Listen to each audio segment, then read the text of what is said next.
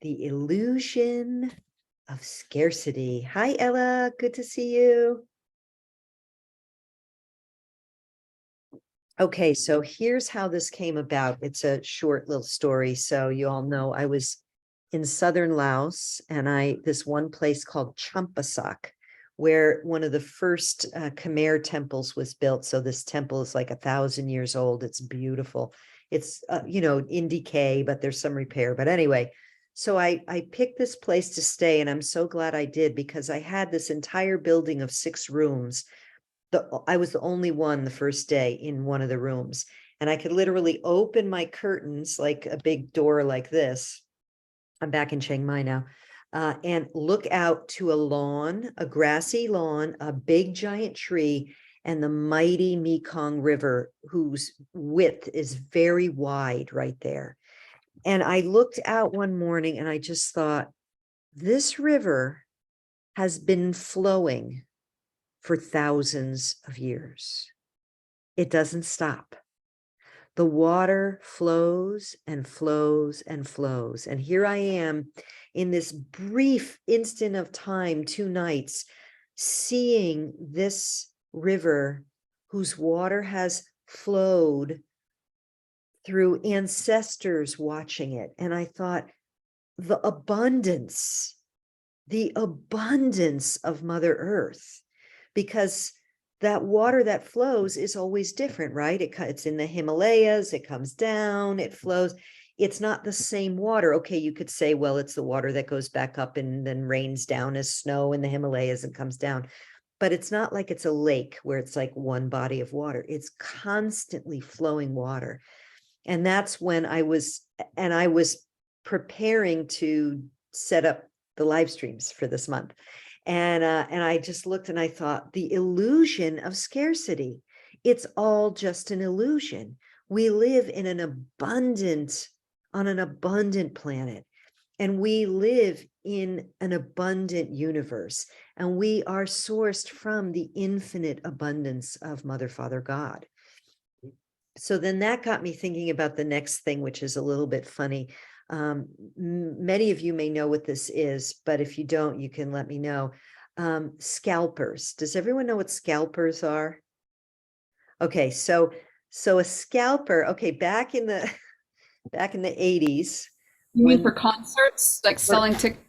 Yeah. Exactly, for concerts. So back in the 80s, when you wanted to go to a concert and you wanted front row seats, what you do is you'd go sleep out at the ticket place, either at the venue itself or in front of where they would sell tickets, on the opening day. So I've slept at the New Haven Coliseum, which doesn't exist anymore, in Rhode Island, I think, and somewhere in New Jersey, or I'd have friends do it. And then we'd sleep, and there'd be a line of all these, like, particularly Deadheads, but not just Grateful Deadheads, other concerts too. We'd be in this long line, and then we'd get to when the ticket would open at 9 a.m. or 8 a.m. on that day, the tickets started to sell. You'd buy as many tickets as you could for you and your friends, right? Well, people started getting in line and queuing up at the front of the line, and they were scalpers. They weren't actually interested in the concert. They would buy the tickets and they would sell them at a higher price. And so nobody likes scalpers, but it was a thing, scalpers. They were coming in and cutting the queue, basically, and inserting themselves into an otherwise workable system, and skimming off of everybody else. And at some point that became legalized in what's now called Ticketmaster. So nowadays, you can't sleep out at concerts. You got to pay the frickin' scalper, who's legal now. So I thought, isn't that a perfect metaphor for what we're dealing with on Earth? What we have is a captured system in which a few people and their minions have inserted themselves as scalpers in every industry. And it gives the illusion of scarcity.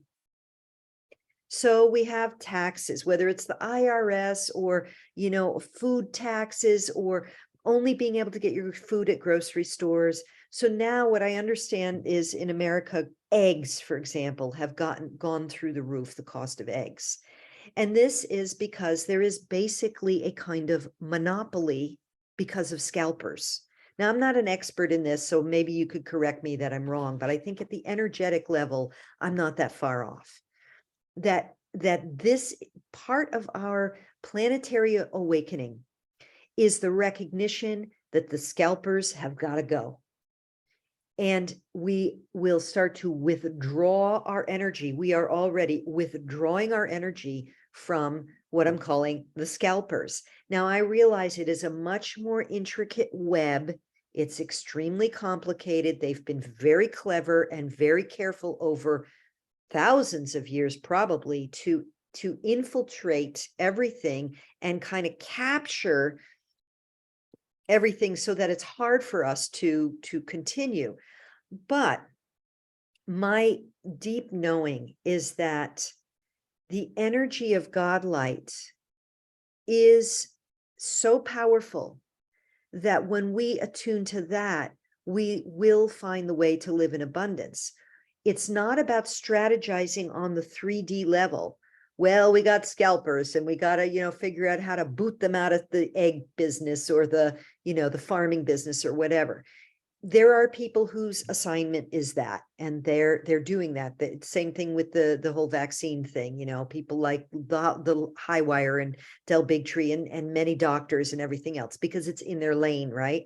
And maybe for you, something is in your lane. But so, for example, Ella's work with becoming a sovereign citizen is part of that groundwork, very 3D in one way, to withdraw ourselves from the system. And there's also energetic stuff that we do and can do. And that comes from recognizing the illusion of scarcity.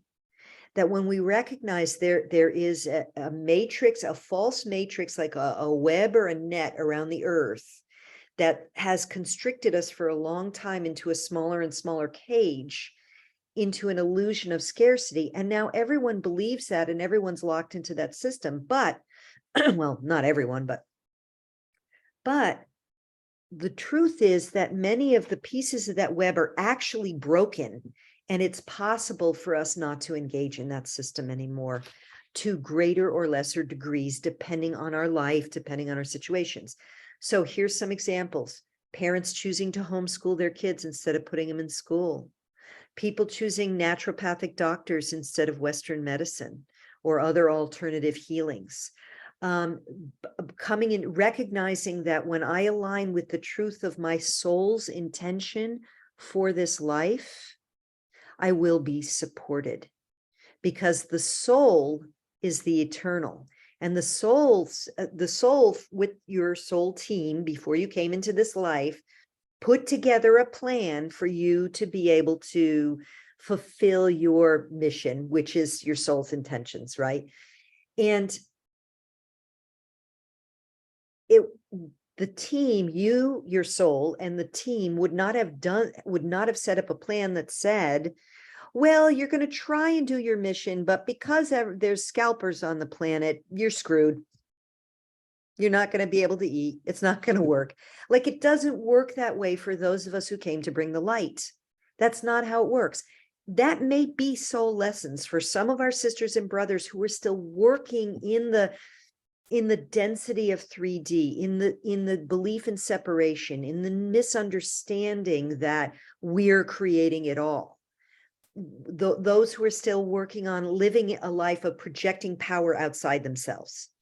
That may be their lessons, but for those of us who came to awaken, to lead the light of a new era, it is not intended for us to be bag ladies, because we've done too much work over too many lifetimes, and we are here to do our mission now.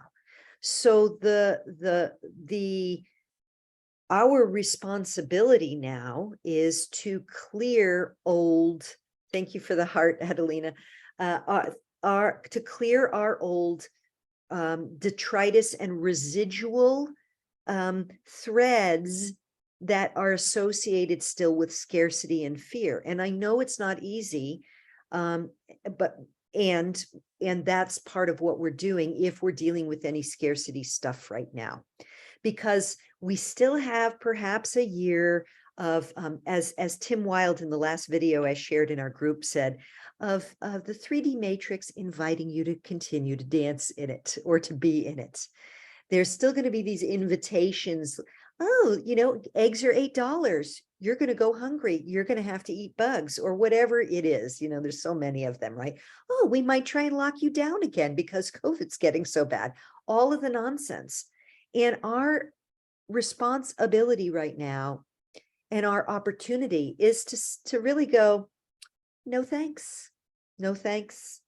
I have other options, whether that's growing vegetables, connecting with your local farmers, growing little herbs in like hanging things on your doors if you live in an apartment, finding other people to trade with or share with. That's what we want to do on the 3D level, but it comes from the energetic signature. The energy of abundance is what will lead us into a world free of the scalpers. So we carry the energy first, and then people, places, and circumstances we encounter, we bump up against, we interact with, that offer us what we need when we need it. So let me just look at my notes here, scalpers. I really want to emphasize that I feel at least very certain right now that we have victory over the old matrix on this planet at this ascension juncture, this ascension phase, whatever you want to call it. We have imprints, many of us, in our soul matrix of devastating collapses due to the scalpers, for lack of a better term, due to the control matrix, due to a consciousness of separation, fear, guilt, judgment that created an overlord to capture us. But because consciousness has shifted so much on our planet, and because of the plasmic light pouring in, that old pattern of, the collapse of Atlantis, the destruction of Lemuria or Mu, different things, the witch burnings, fill in the blank. The current 3D matrix wants to continue to push those buttons of fear and scarcity, fear of death, fear of scarcity. My children are going to go hungry, whatever it is. I'm going to be burned at the stake for speaking my truth, blah, blah, blah. It will continue to do that out of desperation. But the truth is, there are too many of us now holding the light. There's too much light of consciousness. There's too much remembrance of our true source of abundance, which is our God source, and here on earth, Mother Earth's abundance. So we have the blessed opportunity to really, really hone our frequency and our focus now on the abundance that's available to us without attachment to how that looks. So it's not about going, well, if I had abundance, I'd have a new car. Maybe some people do need a new car. I'm not dissing the need for a new car, but it's it's about the attachment to it. It's like, what do we need right now? Like here I've schlepped I don't have it here with me, these chiropractic wedges with me because of this back issue that I have. And what actually ended up being healing was finding this amazing healer that I just spent an overnight with at this water boat place. Anyway, what we need will come to us. And it's about staying in attunement and alignment and focus on the light. Keep our eyes on the prize of our ascension and the true abundance of earth, the knowing that there is free energy. It's just not available yet. It's been kept from the people. But all of that stuff, plants that eat plastic, many, many things that can and will come about in our lifetimes. Not all of the new earth will come about in our lifetimes, but many things will. So being in that frequency first, and then recognize what's not in accord with that frequency, what's dissonant with that frequency, and then clear it, look at it and clear it. So I'm going to give you an example from my life that has to do with money. So I grew up with a scarcity mindset. I got the usual programming, you know, I have working class parents, money doesn't grow on trees, go get a job. It doesn't matter what the job is. It doesn't matter if you don't like the job, you need the money, blah, blah, blah, all that stuff. So that was one piece of it. Also, I was adopted, and for 6 weeks, I didn't have a mother to hold me. So I think there was that too. I don't know. I don't remember it, but I'm, you know, think it was in there. So anyway, so I had deep programming about poverty. And then I became a single mother, of course, because my programming was poverty. So how better to be impoverished? Be a single mother. And I decided to go to school. So I didn't have them, you know, I wasn't working and my parents helped me and blah, blah, blah. So then many years later, you know, many things have happened in my life, but one of the things I've noticed is that I kept getting myself into debt when I did have money. When I did have money, I would spend money on shit I didn't need. And you could blame it on consumer society, but I say it's because I had a scarcity mindset. And until I shifted that, I was going to keep setting up poverty, even when I was making $10,000 a month as a copywriter, which to me was an enormous fortune at the time. I still dug myself into a couple $100,000 worth of debt, flying here and there, going to different business coaching things, this, that, and the other thing. So there was so much suffering for me because I was in the illusion of scarcity. I couldn't see my way out of it until I did deep healing work with Sister Priestess friend Lisa Peterson on the mindset, the energy inside of me that was perpetuating the scarcity. And I'm so glad I did, because what I was able to do is get myself out of debt, get Doug and I both out of debt. We both did it, and then save. And then COVID happened and we saved some more and we got the house and the land and everything kind of fell into place. And then what happened is my last copywriting job went away. So my main income was still copywriting, and it went away, and I didn't panic. I didn't panic because I had money saved. I had cash saved. I had plane tickets to come here already paid for, no debt. So I said, all right, I trust something else is going to come, because scarcity is an illusion. I don't know what's going to come. I don't know how I'm going to do it, but I have to trust that there's a reason for this, and it's going to unfold. And so over the last few months, I think I've talked about being you know, I was a caterpillar, and then I put myself into the chrysalis, and I felt like liquid for months. So I haven't even actually been like inspired to create anything, because I've had to just be in the chrysalis to wait for something to emerge. And in the past, if I were in that state, I would have forced myself to make shit happen, because I'm a manifesting generator, so I can make shit happen. And I would have suffered through it physiologically, emotionally, put it out there. And guess what? Because of the energies and the nature of being a priestess and the work I do, it wouldn't have flown.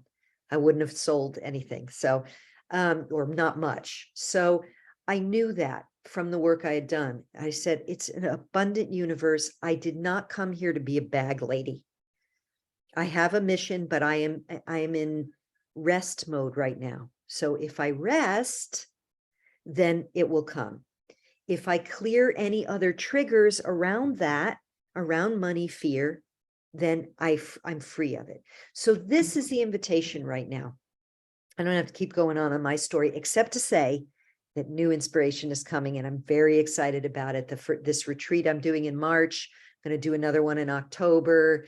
I've got Mother Spirit is going to be completely overhauled and up-leveled for this year. So I can feel the butterfly is starting to come out of the chrysalis. So this is the nature. This is a much more natural and organic way of living. And so for all of us, we go through cycles.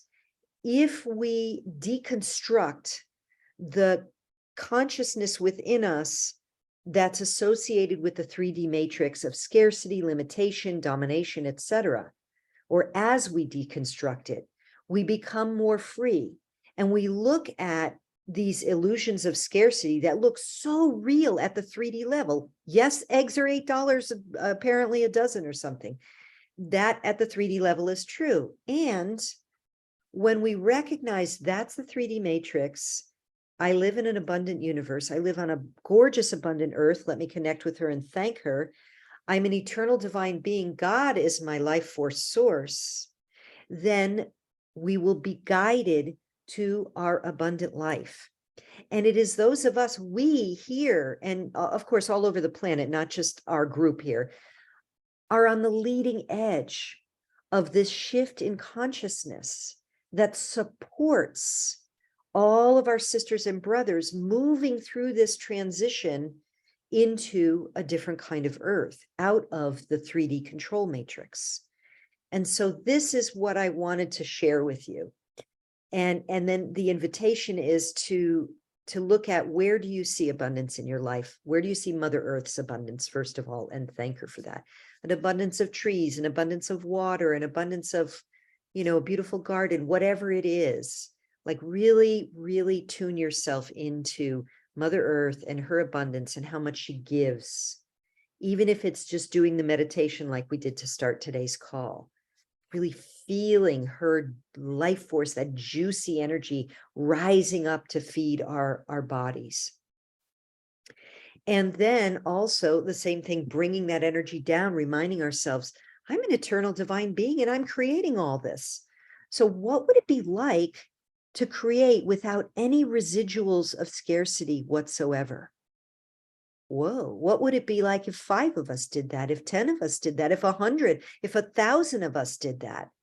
This control matrix stands no chance, because we are the creators. And when we remember that truly and deeply, we have the power to co-create something different. And that's exactly where we are on the ascension timeline of Earth right now. We're at the point where we've been shocked into the realization of what's really going on planet Earth. We've dug, many of us have done deep research into what the hell is going on. Oh my God, this is so crazy. Holy shit. And now we're at the point where we're like, right, okay, that's going on.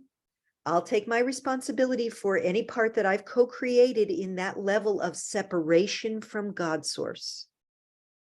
And I'm returning, and now I withdraw. I withdraw my tentacles. I withdraw my energy. I withdraw my life force. I lovingly allow those who want to go on that timeline to do that, as I focus on, look at the abundance of Mother Earth. Look at the abundance of what God gives me every day. Look at the abundance of sisters. Look at the abundance. What do I want to create? Look at the abundance of my creative potency. If I could co-create that, I could co-create something else that's much more loving and much more abundant.